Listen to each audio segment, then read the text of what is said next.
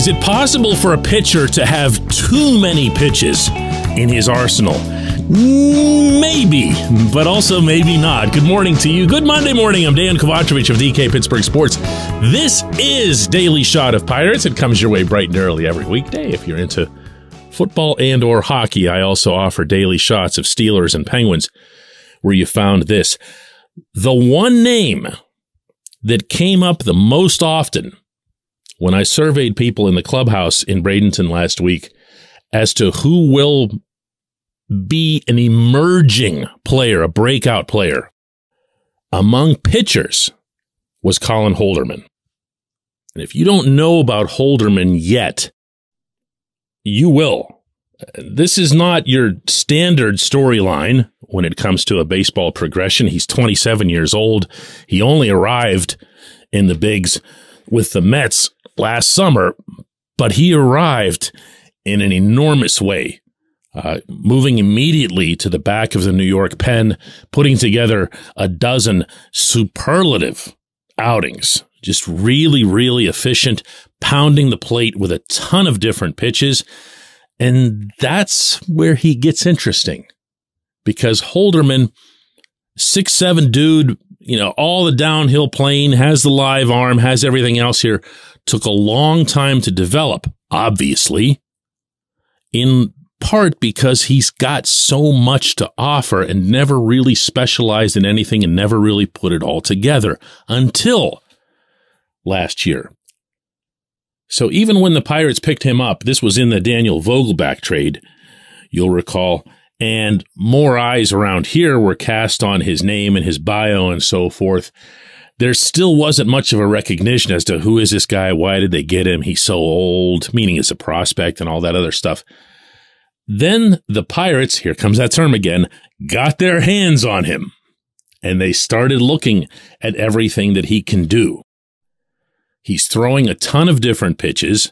He doesn't throw at 100 miles an hour, but he's got fairly good control of those, and it's the mix that makes him dangerous. Dude's even added a thing called a sweeper, which is now starting to make its rounds through the majors.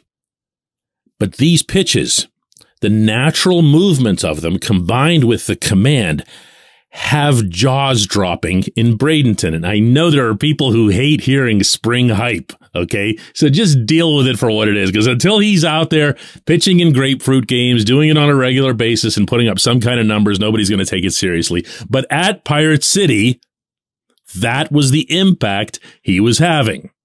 I asked Justin Message, his bullpen coach, if he happens to be similarly stoked about Holderman. Special guy, and then on top of that, he's just got a special arsenal that you don't see often throughout the game, and so I think it's a perfect combination for what you want to see in the backside of the game. Can he keep that arsenal in check from a bullpen context, meaning, you don't want your guys having multiple pitch mixes. You want them to be able to throw the pitches you need to throw for strikes. Yeah, definitely. We're working through some of that right now. A guy that has an arsenal like that, where there's 3 or 4 pitches, does he need all 3 or 4 pitches? That's what I'm asking. Yeah. And so when the challenging part is when they all show up at times to be really good pitches. So that's what spring training's for, is to hopefully pare that down to his best 2 or 3 pitches and then go from there. He's got back end potential. I think so. Obviously. I think so. Physically and mentally, I think he's exactly what you're looking for in the backside. Now, you heard Message say that he thinks Holderman can become part of the back end mix as well. There are a lot of guys in that category. It's an unusual bullpen mix/competition that the Pirates have going on in Florida right now. It's generally seen that David Bednar will be the closer, and the only reason I qualify that in any form is that Derek Shelton just really seems to hate the term or the role or whatever it is, but it's Bednar's job. Okay, Bednar's going to take the ball in the 9th. But they also expect to have other players who are back there and who can be utilized in that role depending on matchups. And that might be where Holderman comes in the most. Think about Bednar's style. What's he doing when he's most effective? Yeah, he's got some off-speed stuff. He can keep you off balance. But for the most part, he's just going to pump fastballs in there. He's going to throw them for strikes, and he's going to throw them with enough deception and movement that he can get people out, including swings and misses. But if you're facing a lineup, say, that isn't anywhere near as effective against off-speed stuff, you maybe go to Holderman. Holderman can be your 8th inning guy. He can be your 9th inning guy. He goes out there and, he throws a whole lot of junk, keeps guys guessing, wonders what's coming next, which you as a hitter aren't really accustomed to in the later innings. You're used to guys going out there with a 2-pitch mix. Now, I'm going to be honest with you. The guy that I most want to see in that role eventually is Yerry De Los Santos. I understand that De Los Santos is someone who came off an injury to end last season, which is never a comfortable thing for a team to put somebody back on the mound and immediately pump them to the majors whenever they have options and can begin the year in the minors. I think that's what you're going to see with Yerry. However, I don't think he'll be down there long, and I do think he'll spend most of the season in Pittsburgh. And as such, I think he and his dynamic stuff can play at the back end. I feel the same way about Johan Oviedo. Presuming Oviedo doesn't get the chance to start, which I don't think he will. They might dress it up as such, but I don't think he will. And that rather than stretching out Oviedo and having him be in some middle role where you're usually only pitching whenever the game is out of hand, you put him in a more vital back-end type position the way he was with St. Louis before the trade last summer.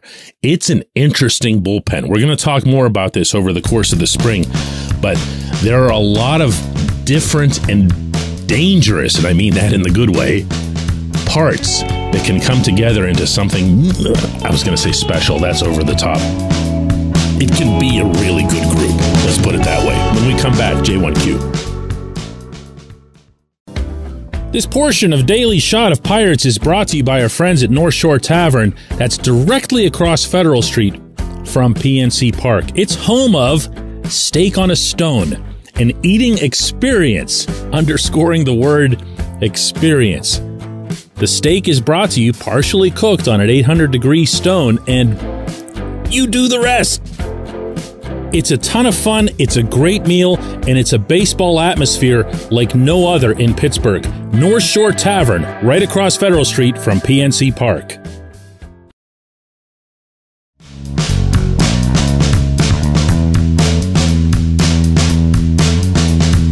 Today's J1Q comes from Greg Hartnett, who says, not really specific to the Pirates, but if someone had asked you, DK, on October 1 of 2022, which Pittsburgh team you were the most optimistic about in the immediate future, what would you have said? And then what would you say to that question today? Greg, my answer on this one very, very rarely changes. And I'm going to disappoint anybody who would have pressed play on a show about the Pirates by saying that it's the Steelers. The Penguins are tasked with not only an older core, although Sidney Crosby and Evgeny Malkin have remained their team's best players, and in fact, 2 of the best players in the NHL, but they've got massive support issues due to some terrible contracts signed by their general manager, Ron Hextall.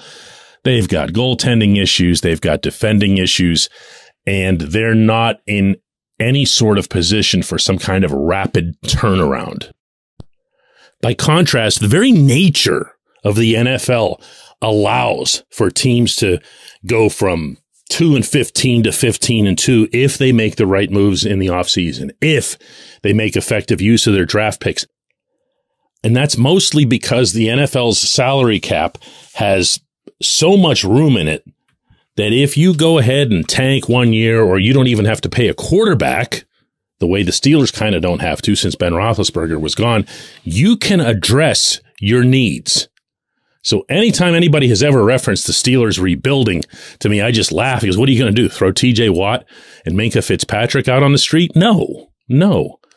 You're going to be patient. You're going to get a little bit better over the course of that year, and then you're going to spend the next summer, that would be this one, loading up. I think the Steelers have a lot of potential, and I think it's immediate. Now, to your point, if you want to go reality versus perception, in reality, I'm not going to get nearly as pumped up as you sound like you are about the Pirates for 2023. But perception-wise, I can see it because Pittsburgh's baseball fans have been beaten up here for a while. You know, those playoff years, 2013 to 2015, feel like a long time ago now. And then you add into that these last 3 seasons with the pandemic, with the 200 loss outputs and everything else, and it feels like the end of the world, the end of the franchise. So when you see an O'Neal Cruz come up and do things that other humans can't, when you see Jack Sawinski hit 19 home runs and a lot of the other positives that are real about this team right now, the feeling can be multiplied many times over compared to your feeling as it relates to the Steelers or the Penguins, because you've gotten a lot more accustomed to them playing at a certain level. And here's the part you really don't want to hear. It's borderline impossible to win a World Series unless you're upper half in payroll. Go look at the history on that one. Only one team has done it in this century, and that was the 2003 Marlins. That's it. That's it. If you're not in the top 15 in payroll in the majors, you can't win. You can't win. Unless all of the stars align and everything magically converges. We have seen teams get to the World Series or go deeper into the playoffs with those lower payrolls, most notably of late, the Rays. But the Guardians have been in there, and there have been a couple others as well. The Brewers have been competitive, and all you have to do is kind of take off at the right time and have everything click. But precedent is what it is, and the other 2 teams that we have in town operate in fair systems. The Pirates, absolutely, unequivocally, no matter what you say about ownership, don't. I appreciate the question. I appreciate everyone listening to Daily Shot of Pirates. We'll do another one of these tomorrow.